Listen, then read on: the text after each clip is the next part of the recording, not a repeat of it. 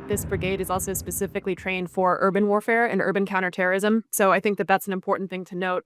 We already discussed how China's military is relatively untested. The war that they fought in 1979 was also a ground war. It wasn't really necessarily the type of urban warfare or amphibious invasion type of, conflict that we would see in a hypothetical Taiwan contingency. And so I think that, this brigade, the 7th Brigade specifically, is kept at high readiness. They're trained specifically for those sorts of urban warfare contingencies that are very difficult, even for modern militaries. There has been one of the various special forces brigades. That's the PLANMC 7th Brigade, also known as the Sea Dragons. So all of the various service branches within the PLA have their own special forces brigades. The PLA Navy has one. That's the 7th Brigade. They are primarily focused in the Southern Theater Command, but they, like you said, they also are sent overseas. They have been sent to do a lot of these overseas power projection efforts. So that's counter-piracy, counterterrorism, all of these sorts of things. Their biggest and splashiest endeavor was in the Gulf of Aden, like you said. In general, when we're looking at these overseas military operations, they are intended to be, to some extent, training exercises. They also are intended to show off what PLA capabilities are to other countries. So I would say for something like this, when we're looking at operationally, what did the PLA and MC learn? They certainly would have a better sense of how to engage in these sorts of operations, how to conduct a lot of these counter-piracy, counter-terrorism operations. So they are more experienced operating as a unit. But in terms of applying some of these skills into other contingencies, it kind of depends on what's the level of applicability that you would have for like a Taiwan scenario or a South China Sea scenario. Any sort of amphibious operation of Taiwan is incredibly difficult. It's going to be significantly more difficult than the Normandy amphibious invasion. Part of that is just due to the fact that, again, China's very unprepared. They haven't done this before. A bigger part of that is the weather within the Taiwan Strait, and just the sea conditions of the Taiwan Strait are severe. There's really only 2 periods a year that China would actually be able to carry out an invasion easily.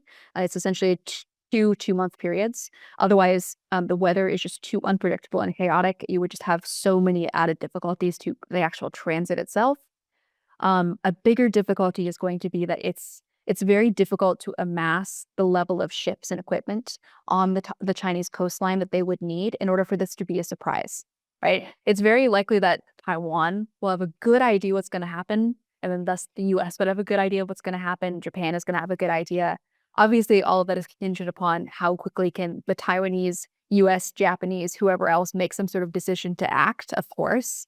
But it's unlikely that China would be able to do this in a way that we had no idea what was going on. So while it's possible they could do, for example, like a massive exercise that then transitions into some sort of invasion of Taiwan, at the very least, they can't do anything that wouldn't leave everyone on pretty high alert. Beyond that, I would say one major thing is that the PLA anti-mining capabilities are still relatively weak and untrained. And we know that Taiwan has placed a really big focus on laying mines, especially in a lot of these various ports in different areas throughout the Taiwan Strait. So that could very easily slow down the Chinese pretty significantly.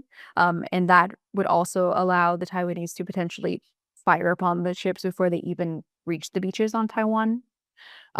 Furthermore, once they actually do land upon the beaches, a lot of these beaches are pretty well fortified.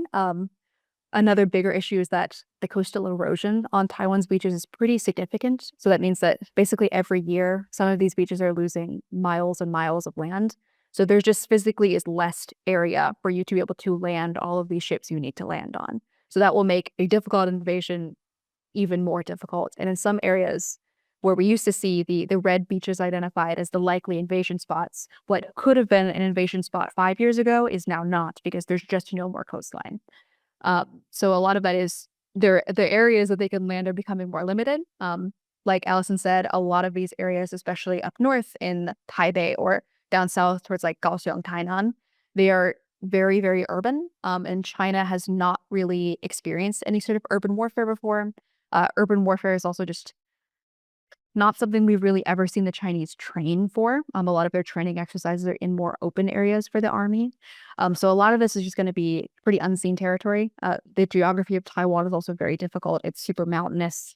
So at a certain point, you will reach the mountains and then you'll have to cross them in order to get the rest of Taiwan. So a lot of this is just going to be a super difficult invasion. And especially if Taiwan gets the US's help, then it's going to be even more difficult for the Chinese. You're facing off against an increasingly prepared and an increasingly aware Taiwanese population as well. So even if the PRC did somehow make it into the cities, I do think that there is an ongoing attitude of, we need to be ready for this. We need to prepare. They do military exercises every year known as Hong Kwang, and those are growing increasingly realistic with broader swaths of the population participating. There's an increasing focus on societal resilience, on participation from really every sector of society when it comes to things like energy security, things like doing air raid drills, preparing for every aspect of this hypothetical contingency. I think that Taiwan is growing increasingly aware of it and increasingly ready.